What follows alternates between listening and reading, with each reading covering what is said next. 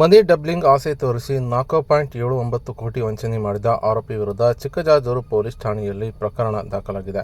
ಇನ್ನು ಹೊಳಲ್ಕೆರೆ ತಾಲೂಕಿನ ಚಿಕ್ಕಜಾಜೂರು ರೈಲ್ವೆ ನಿಲ್ದಾಣದಲ್ಲಿ ನೌಕರನಾಗಿದ್ದ ಕೋಡೆ ರಮಣಯ್ಯ ಎಂಬಾತನ ವಿರುದ್ಧ ಚಿಕ್ಕಜಾಜೂರು ಪೊಲೀಸ್ ಠಾಣೆಯಲ್ಲಿ ಪ್ರಕರಣ ದಾಖಲಾಗಿದ್ದು, ಈ ಬಗ್ಗೆ ಪೊಲೀಸ್ ಇಲಾಖೆ ಮಂಗಳವಾರ ಸಂಜೆ 6 ಗಂಟೆಗೆ ಮಾಹಿತಿ ನೀಡಿದ್ದು, ಹಣ ವಂಚಿಸಿ ಆರೋಪಿ ವಿದೇಶಕ್ಕೆ ಹಾರಿದ್ದು, ಹಣ ದ್ವಿಗುಣ ಮಾಡೋ ಆಸೆ ತೋರಿಸಿ ರೈಲ್ವೆ ನೌಕರ ಪಂಗನಾಮ ಹಾಕಿ ಎಸ್ಕೇಪ್ ಆಗಿದ್ದಾನೆ.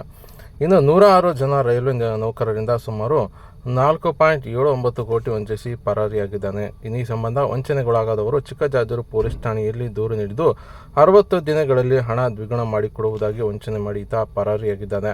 ಇನ್ನು ಚಿತ್ರದುರ್ಗ ಜಿಲ್ಲೆ ಹೊಳಲ್ಕೆರೆ ತಾಲೂಕಿನ ಚಿಕ್ಕಜಾಜೂರಿನ ಘಟನೆ ನಡೆದಿದ್ದು, ಕೋಡೆ ರಮಣಯ್ಯ ಆಂಧ್ರ ಪ್ರದೇಶದ ಕರ್ನೂಲ್ ಜಿಲ್ಲೆಯವನಾಗಿದ್ದು, crowd club international private limited ಹೆಸರಿನಲ್ಲಿ ದೋಖಾ ಮಾಡಿದ್ದು, ಕರ್ನಾಟಕ, ರಾಜಸ್ಥಾನ ಸೇರಿದಂತೆ ಹಲವೆಡೆ ವಂಚನೆ ಮಾಡಿದ್ದು, ವಂಚನೆಗೆ ಒಳಗಾಗಿದ್ದ ರೈಲ್ವೆ ಇಲಾಖೆಯ ಹೊರಗುತ್ತಿಗೆ ನೌಕರ ಪರಮೇಶ್ವರಪ್ಪ ಎಂಬಾತನಿಂದ ಚಿಕ್ಕಜಾಜೂರು ಪೊಲೀಸ್ ಠಾಣೆಯಲ್ಲಿ ಪ್ರಕರಣ ದಾಖಲಾಗಿದ್ದು, ಈ ಸಂಬಂಧ ಚಿಕ್ಕಜಾಜೂರು ಪೊಲೀಸ್ ಠಾಣೆಯಲ್ಲಿ ಪ್ರಕರಣ ದಾಖಲಿಸಿಕೊಂಡಿದ್ದಾರೆ.